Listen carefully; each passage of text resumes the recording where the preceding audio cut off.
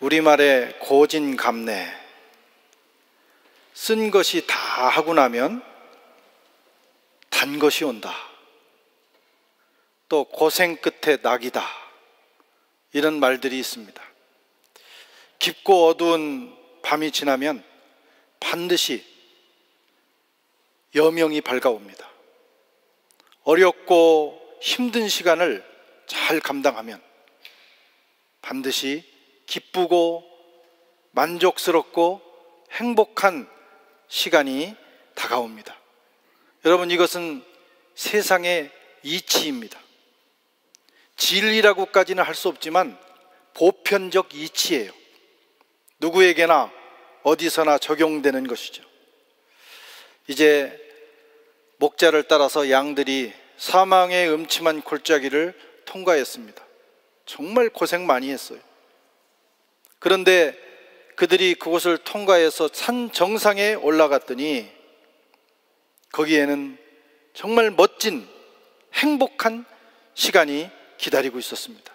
좋은 날씨가 있었고 특급 요리, 정말 부드럽고 달콤한 맛있는 풀이 거기에 놓여 있습니다. 주님께서 준비하신 거예요.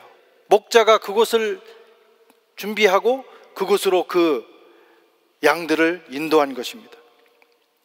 거기까지 오는 동안 고생도 많았고 우여곡절도 많았고 또 원수의 조롱도 있었고 수많은 일들, 기억하고 싶지 않은 일들이 그 과정에 있었겠지만 이 정상의 모습을 보는 순간 상다리가 부러질 정도로 차려진 양들의 식탁을 보는 순간 그 모든 아픔과 상처, 과거에 좋지 않았던 기억이 싹 사라지는 기적이 일어납니다.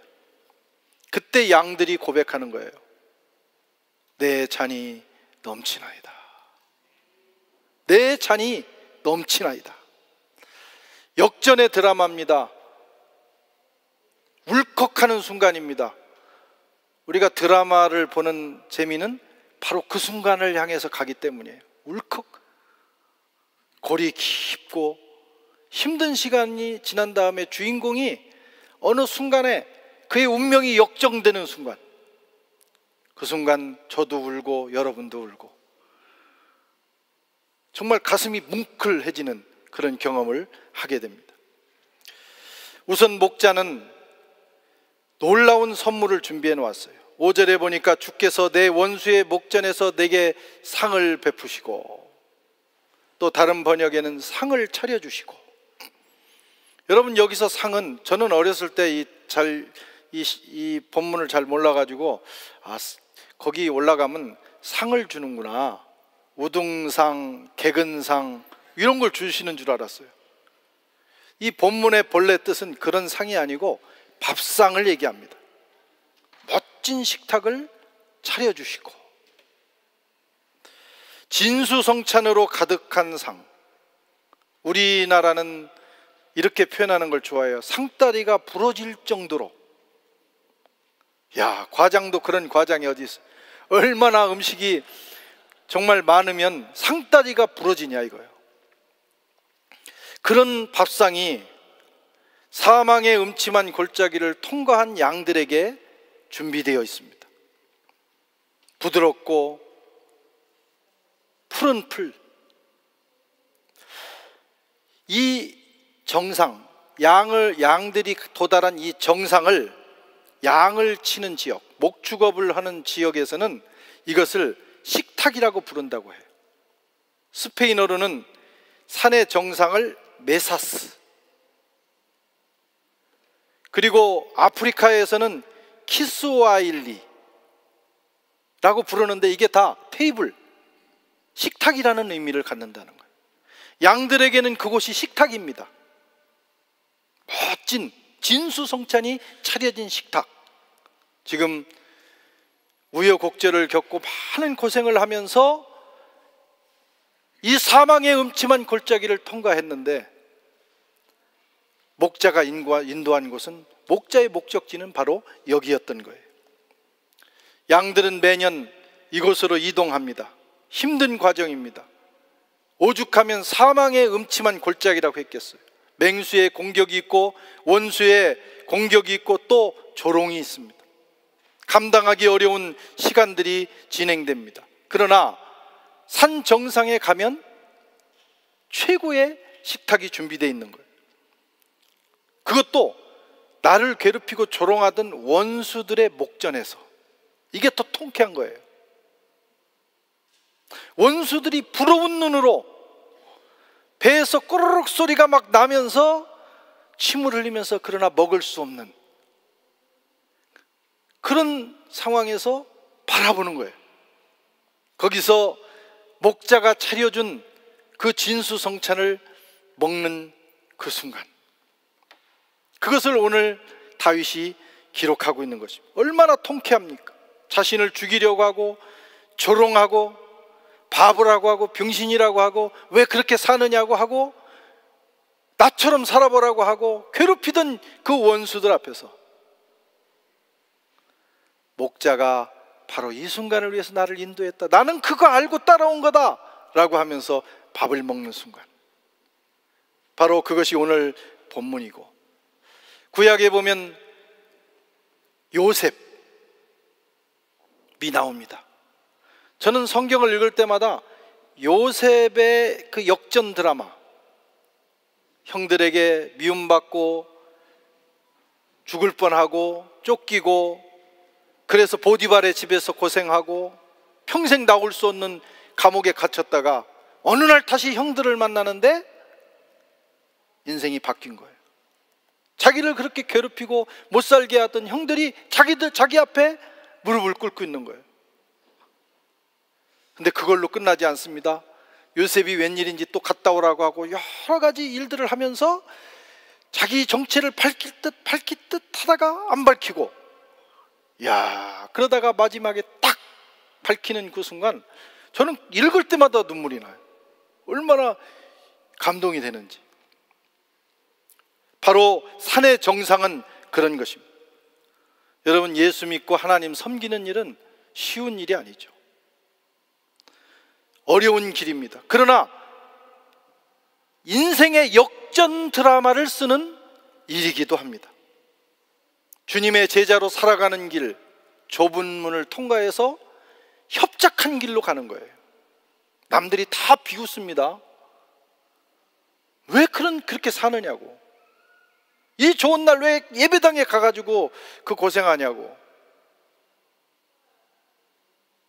마음대로 살아도 되는데. 그게 제자의 길입니다.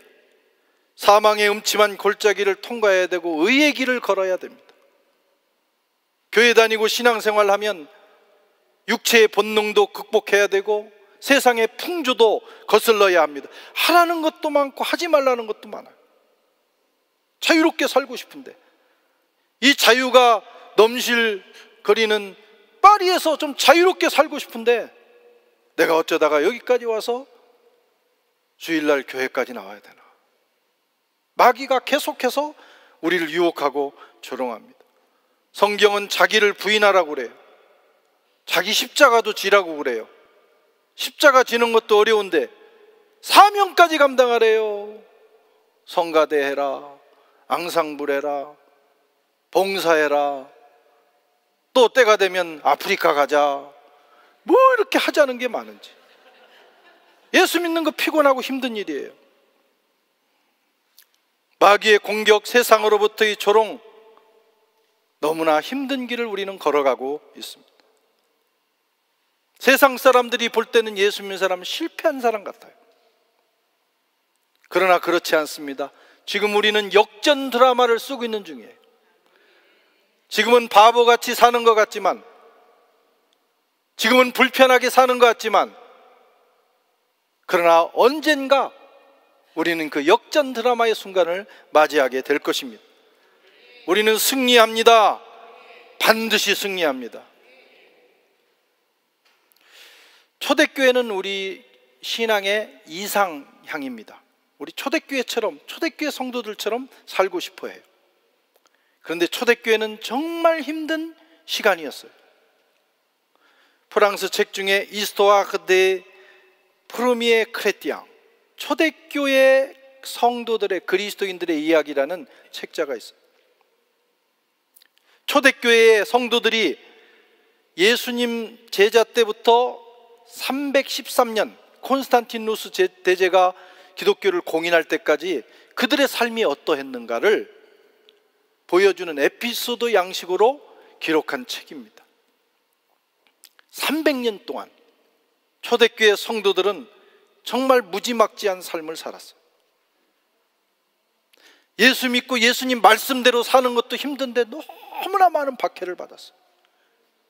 그 중에서도 특별히 네로, 여러분 잘 알죠? 네로 황제, 도미시안 황제, 이 두 황제는 특별히 박해를 위해서 태어난 사람. 기독교는 얼마나 괴롭혔는지 몰라요. 그리스도인들은 예수 믿는다는 이유로 화형을 당했어요. 여러분, 화형, 사람이 죽을 때 이 불에 태워져 죽는 것이 어마어마한 고통이랍니다. 참수형, 목 탁 잘리면 그때만 무섭지 그 다음에는 모르잖아요. 육체적 고통 모른단 말이에요. 그런데 화형은 자기의 살갗부터 뼈까지 타들어가는 고통을 경험해야 됩니다. 많은 그리스도인들이 화형을 당했어요. 참수형도 당했습니다. 굶주린 사자에게 갈기갈기 찢기도록 던져졌어요. 심지어는 짐승을 잡아가지고 짐승 가죽을 크리스찬에게 입혀서 기둥에 매놓는 거예요. 그러면 동네의 들개들이 달라들어서 물어뜯습니다. 먹잇감인 줄 알고.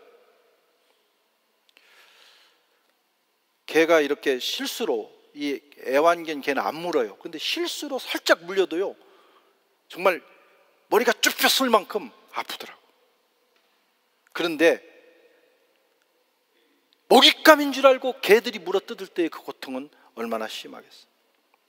초대교회 성도들은 그렇게 살았어요. 히브리서 11장 37절 이하에 보면 돌로 치는 것과 톱으로 켜는 것과 시험과 칼에 죽는 것을 당하고 양과 염소의 가죽을 입고 유리하며 궁핍과 환난과 학대를 받았으니 저희가 광야와 산중과 아멸과 토굴에서 유리하였느니라. 사망의 음침한 골짜기를 통과한 거예요. 죽음의 골짜기 같은 곳을 통과했어요. 그게 초대교회의 삶입니다. 예수 믿고 하나님 믿으면 다 잘 되는 게 아니에요. 이런 과정도 겪게 된다, 이런 말씀입니다. 그러나 그들은 끝까지 믿음을 지켰어요. 죽기까지 충성했어요. 그리고 그들은 결국 역전 드라마를 쓰게 됩니다. 그들이 그렇게 끝까지 지킬 수 있었던 것은 주님의 약속을 믿었기 때문이에요. 그냥 억지로 참을 수는 없어요. 예수 믿고 우리가 봉사하고 헌신하고 때로는 박해를 당하고 어려움 당할 때 그냥 인간적인 인내로는 안 되는 거예요. 어떻게? 하나님의 약속을 믿어야 돼요. 주님이 약속하셨어요. 마가복음 10장 29절에 30절 같이 읽겠습니다. 예수께서 가라사대 내가 진실로 너에게 이르노니 나와 및 복음을 위하여 집이나 형제나 자매나 어미나 아비나 자식이나 전토를 벌인 자는 금세에 있어 집과 형제와 자매와 모친과 자식과 전토에 100배나 받되 핍박을 겸하여 받고 내세의 영생을 얻지 못할 자가 없느니라. 아멘. 우리 주님은 약속을 지키십니다. 약속을 지키시는 주님. 초대교회 300년 굉장히 긴 기간이죠. 인간적으로 생각하면 너무너무 길어, 300년. 그러나 하나님 역사에서 볼 때는 그 별것도 아닙니다. 300년. 그 300년 끝나고 놀라운 일이 일어납니다. 박해하던 자들이 돌아왔어요. 박해하던 정권이 기독교 국가가 됐어요. 이게 역사의 역전 드라마입니다. 우리는 그 역사의 수레바퀴에 부름을 받았습니다. 우리는 대역전 드라마를 쓰기 위해서 지금 살아가고 있습니다. 드라마의, 이 역사 드라마의 절정은 주님의 재림과 주님의 부활과 재림입니다. 그리고 성도의 부활입니다. 주님이 마지막 다시 오실 때 역사는 완전히 역전되게 돼 있어요. 지금은 세상이 승리하는 것 같아요. 세상이 잘 되는 것 같아요. 교회는 별거 없는 것 같아요. 힘이 없는 것 같아요. 그러나 주님이 만왕의 왕으로 다시 재림하는 그날, 교회가 승리했음을 우리는 발견하게 될 것입니다. 우리는 그날을 바라보는 거예요. 물론 이 땅에 살아가면서도 크고 작은 성공과 실패를 경험해요. 그것도 재미있어요. 살면서 어렵게 기도하면서 그 고진감래했더니 어느 날 낙이 오더라. 달콤한 날이 오더라. 하나님께서 우리가 살아가는 동안 순간순간 그런 날도 주셔요. 그러나 다 그런 건 아니에요. 어떤 사람은 정말 예수님 착실하게 믿었는데 세상에서 웬일인지 욥처럼 고난만 당할 수도 있어요. 그렇다고 실패한 거 아닙니다. 마지막 날 그가 받을 상이 큽니다. 죽도록 충성하라. 그리하면 내가 생명의 면류관을 주리라. 역사의 마지막 날 대역전 드라마에 참여하는 저와 여러분 되시기 바랍니다. 그래서 크리스찬은 너무 오늘 우리에게 일어나는 일로 일희일비할 필요가 없어요. 조금 잘 됐다고 좋아가지고 하늘로 붕 떴다가 어느 날 조금 어려우면 또 시험 들어가지고 넘어지고 쓰러지고, 너무 유치한 거예요. 우리가 지금 가는 길은요, 하나님께서 굴리고 계시는 아주 도도하게 굴러가는 말이죠. 그런 역사의 한 부분을 감당하면서 가는 거예요. 그날 조그만 자갈돌 하나 만났다고 막 열받아가지고 우리가 그럴 필요 없더라고요. 반드시 승리합니다. 영광의 날이 옵니다. 아멘. 큰 그림을 볼 줄 알아야 돼요. 인생 살아가면서 큰 그림, 조그만 거 가지고 왔다 갔다 하면 큰 인생이 안 돼요. 목자는 지금 큰 그림을 보고 데리고 갔어요. 양들이 도착해 보니까 정말 상다리가 부러질 정도의 기가 막힌 식탁이 마련되어 있더라. 두 번째로 목자는 양의 머리에 기름을 발라준다고 말합니다. 5절에 보니까 기름을 내 머리에 부으셨으니 내 잔이 넘치나이다. 목자가 산 정상에 올라가서 하는 일 중에 하나가 이 양의 머리에 기름을 부어주는 거예요. 성경에서 기름은 축복과 치유의 의미를 가지고 있어요. 축복과 치유, 치유와 축복. 목자는 특별히 여름철에 양의 머리에 아마유라고 하는 기름을 붓는다고 그래요. 성경에서는 올리브 기름을 붓죠. 제사장에게 기름 부을 때 올리브 기름을 부어요. 그런데 이 짐승에게는 아마유를 붓습니다. 세 가지 이유가 있대요.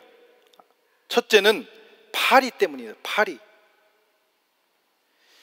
양들에게는 이 파리가 엄청나게 무서운, 그리고 귀찮고 더러운 존재예요.